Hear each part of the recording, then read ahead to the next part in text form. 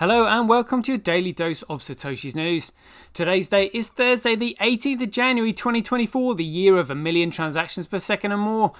BuyBSV.live, probably the best place to buy Bitcoin SV online, the original protocol and genuine Bitcoin. Let's get into it. Right, so let's start off with a little bit of Bitcoin history because I'm enjoying myself so much doing this.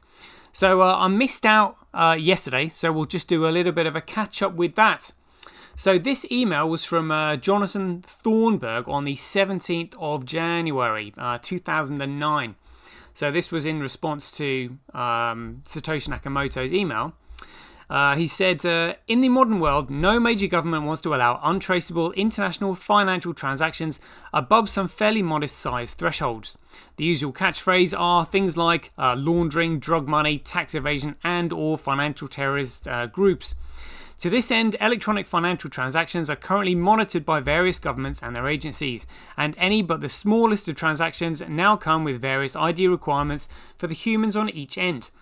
But if each machine in a million node botnet sends 10 cents to a randomly chosen machine in another botnet on the other side of the world, you've just moved $100,000 in a way that seems very hard to trace to me. This seems that no major government is likely to allow Bitcoin in its present form to operate on a larger scale. I also worry about the domestic ways nasty people could exploit a widespread Bitcoin deployment. Spammer botnets could burn through pay-per-send email filters.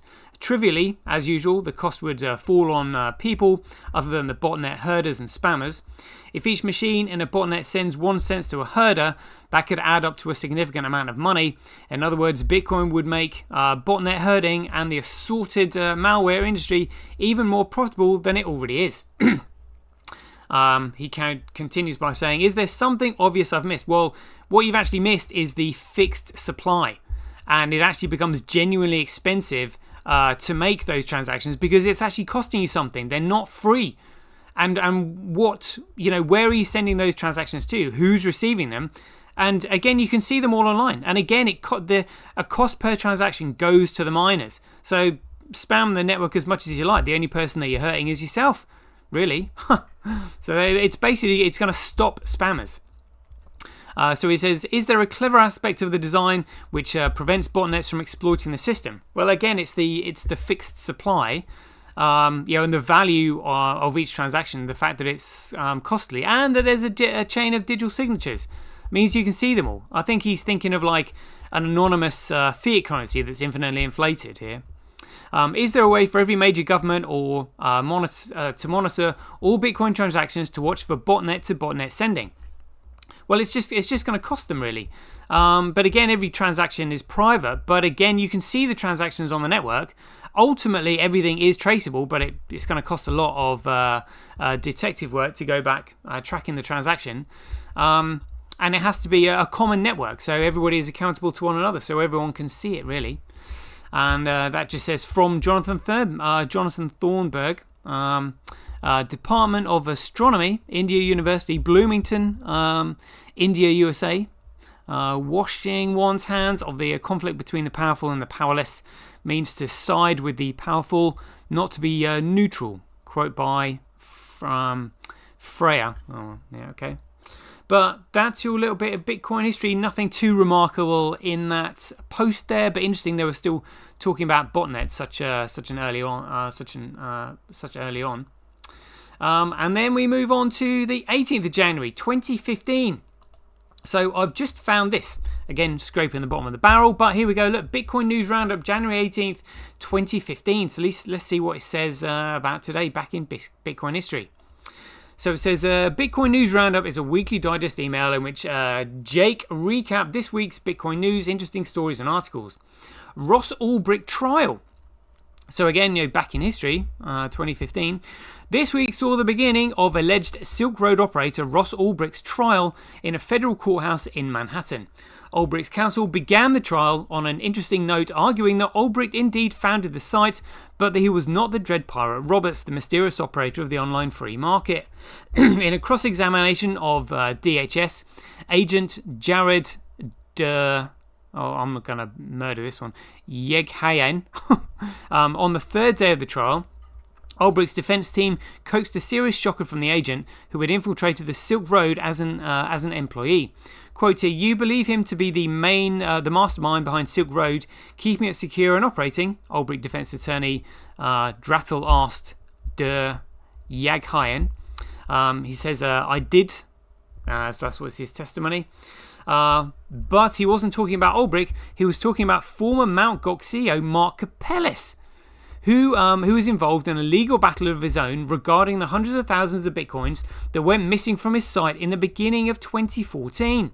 Again, this is something that we need to do a bit of history on, the Mt. Gox hack and everything else, because this is a major part of Bitcoin history. Quote here, the Homeland Security agent's theory was that Capellis, as owner of Mt. Gox, held an enormous amount of Bitcoin. He used Silk Road to leverage that price and raise it, which it did by several hundred times over during the course of Silk Road's lifespan. Bitcoin was worth around $2 at Silk Road's launch and hit a high as $290 by 2013. If it turns out to be true, this is the plot twist of the century. Plus, Mark Capellis issued a statement denying that he is the Dread Pirate Roberts. Plus, a first-hand account for someone in the courtroom on day 3.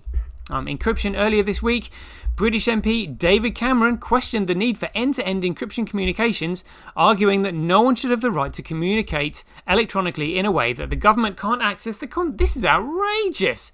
He actually said that. Oh my God. That is massive oversight and overstep by the government.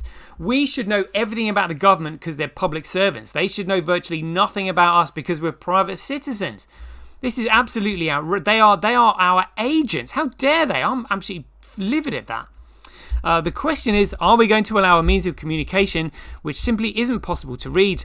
My answer to that question is, no, we must not. Wow, consider for a moment the absurdity of a first world Western head of state slamming the use of one of the most essential technologies relied upon today.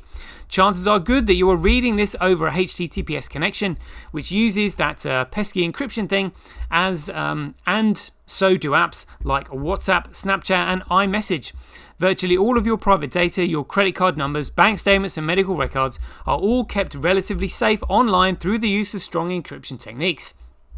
Cameron's remarks were immediately condemned by all people around the world, free speech activists, newspapers, internet security experts, and just plain old regular folk of the world over were flabbergasted by the fact that, again, the leader of a Western democracy suggested making private digital communications impossible. That's outrageous. After 2 days of meetings with Cameron, Barack Obama then also voiced his concern about encryption. They're all in this together, as we know now. Quote here, if we find evidence of a terrorist plot, and despite having a phone number, despite having a social media address or email address, we can't predate that, can't penetrate that. That's a problem, Obama said. He said he believes Silicon Valley companies also want to solve the problem. They're patriots. Wait, what? The United States was founded on the principle that government's power should be restricted in order to avoid tyranny. Absolutely. The right to private communication is a fundamental one. It's the reason why it's a felony to open someone else's mail and why the government needs a warrant to do so. The patriotic thing to do probably doesn't involve violating the United States Constitution. Former, I think that's NSA, National Security Agency lawyer Stuart Baker had this to say, quote here, we expect companies to be able to help with this. That doesn't mean that you always have to write a bad, doesn't have to write bad cryptography. Cryptography with a backdoor, like Ethereum's got, is bad cryptography, full stop. What happens when the backdoor key inevitably falls into the wrong hands, exactly like rogue governments. Granting the government unrestricted access to private communications does not make anyone safer. It in fact just does the opposite. To concentrate so much power in the authority of a government is just inviting abuse of the system. MacArthur blacklists were scary enough without government having to be able to algorithmically sort and discover anyone who says something they don't like. A populace that self-censors itself or fear of their speech getting them in trouble can no longer be said to have free speech. Absolutely. Living in China, I know just how excruciating dealing with an unfree internet is. It's one of the worst parts about living here. Only by using strong cryptography am I able to bypass the censorship at all. Even do the simplest of things like checking my email.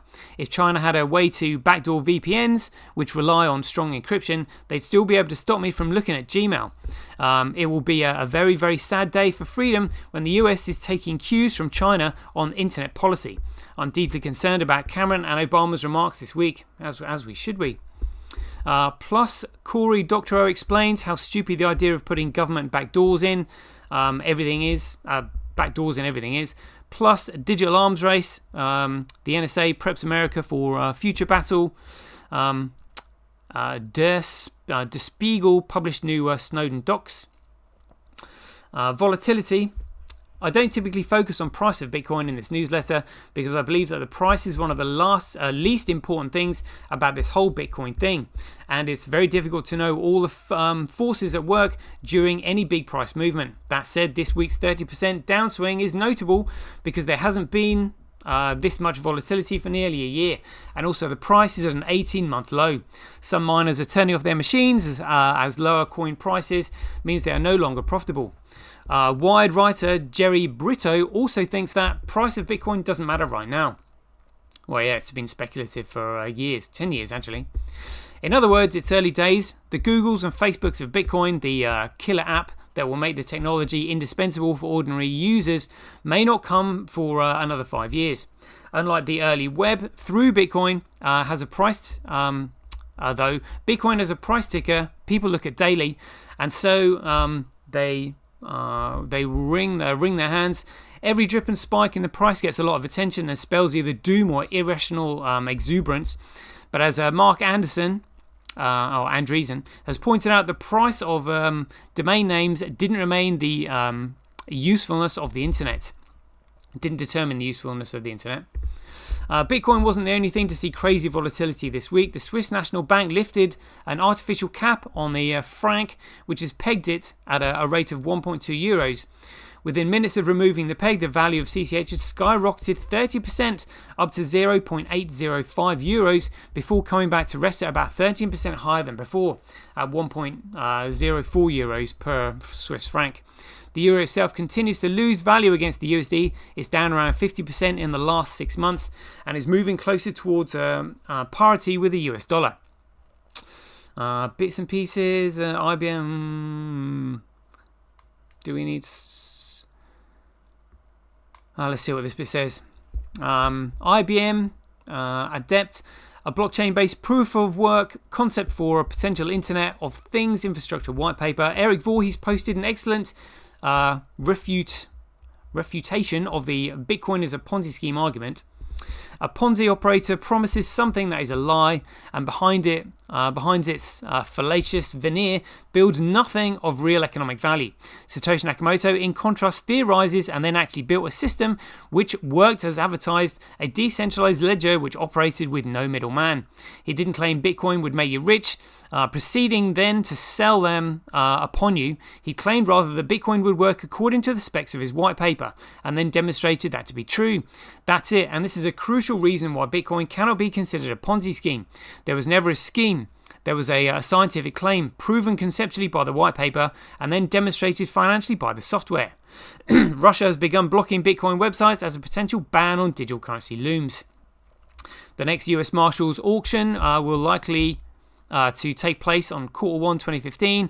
80,000 BTC are to be auctioned. .coindesk. Pantera puts together a fantastic monthly newsletter, which I highly recommend. Here's January's. Oh, okay, yeah. That was actually pretty good. Yeah, look at that. So it's kind of interesting that we've got Eric Voorhees saying that when we know that he's now a staunch supporter of everything that isn't Bitcoin, like the SegWit protocol and second layer solutions and replaced by fee, child pays for parent, all that kind of crap.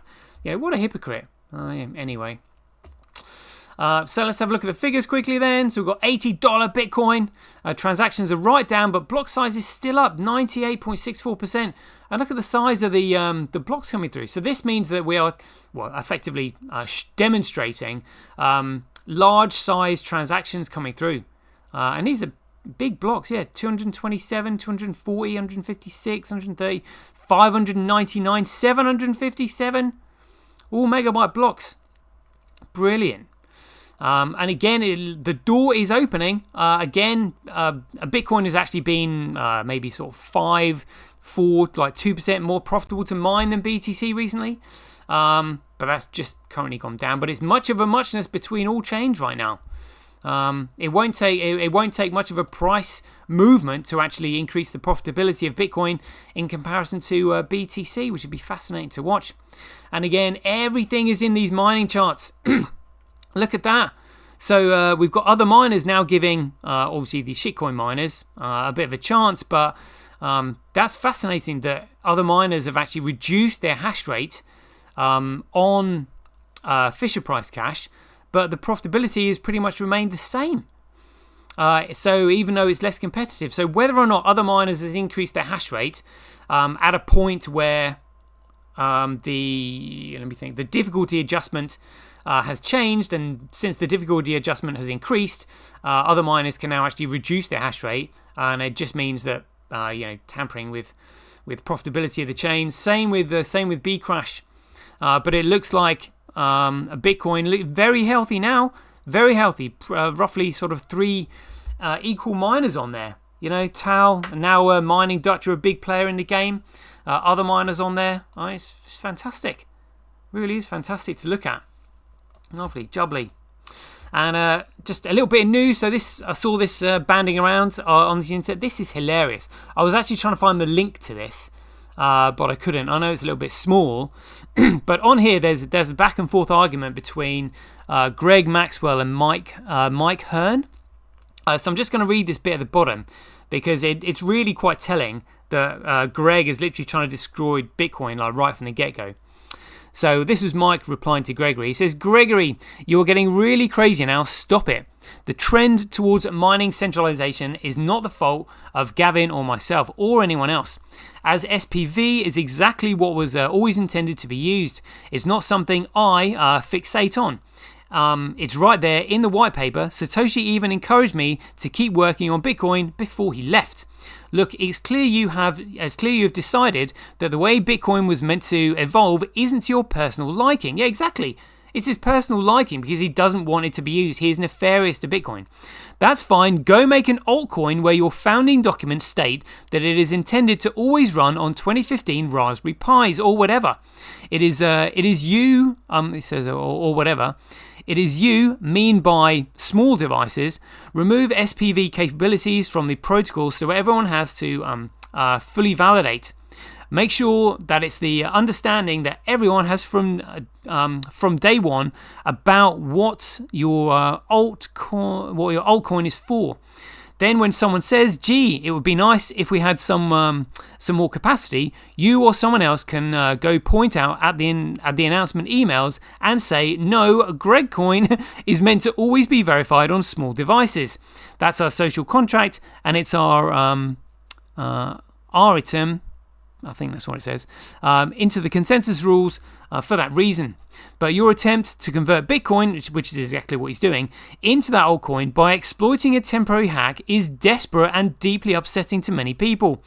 Not many quit their jobs and created companies to build products only for today's tiny user base.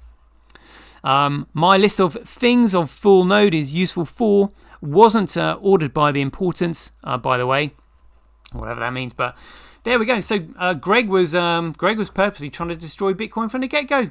Absolutely, well, not outrageous. Now we know how big the world conspiracy is against Bitcoin. Greg was just simply part of it, and all of his cronies over at Blockstream. Absolutely outrageous. And next we just got this article. So it says timeline set for upcoming Craig Wright trial on Satoshi Nakamoto's identity claim. And again, I heard some bizarre argument earlier today that this isn't about Satoshi's identity. All it's going to do is prove who Satoshi is. It's like, really? Well, isn't that identity? Honestly, absolutely. This stuff that this lot are coming out with, it just stinks of desperation. So here it says, important dates and timeline for the trial are shown below for those wanting to follow along. 5th of February, oral openings. February 6th to 9, cross-examination of Craig Wright. February 12th to 13, Craig Wright's cross-examination continued, 6 days. February 14th to 16th, cross-examination of remaining fact witnesses for Craig Wright. February 19th to 23rd, cross-examine of fact witness for COPA, straight developers. February 23rd, March 1st, cross-examine of digital forensic experts. March 1st, cross-examine of both cryptocurrency experts. So I think I should be in there. I should be called forward as a cryptocurrency expert because it's not a cryptocurrency, it's money. And the fact is, nobody is calling out SegWit. Nobody is calling out the fact that SegWit has made BTC a security offering, and economically worth the security offering. And not only that, it's perpetrated fraud. You are tampering with digital signatures. It's straight up fraud. Nobody's mentioning that. So if BSV isn't a genuine Bitcoin, what are we meant to use these fraudulent digital creations? It's honestly, ultimately the argument for this is economic. It's an economic argument, and it should be lawful and what's not lawful. BTC is fraud. BCH is fraud. All these other cryptos are fraud. They are fiat currencies. They are securities fraud. I bet nobody's going to bring that point up. It's ridiculous. So anyway, if somebody does hear this and they want to reach out to me and put me forward as a crypto expert, more than happy to come on and explain it.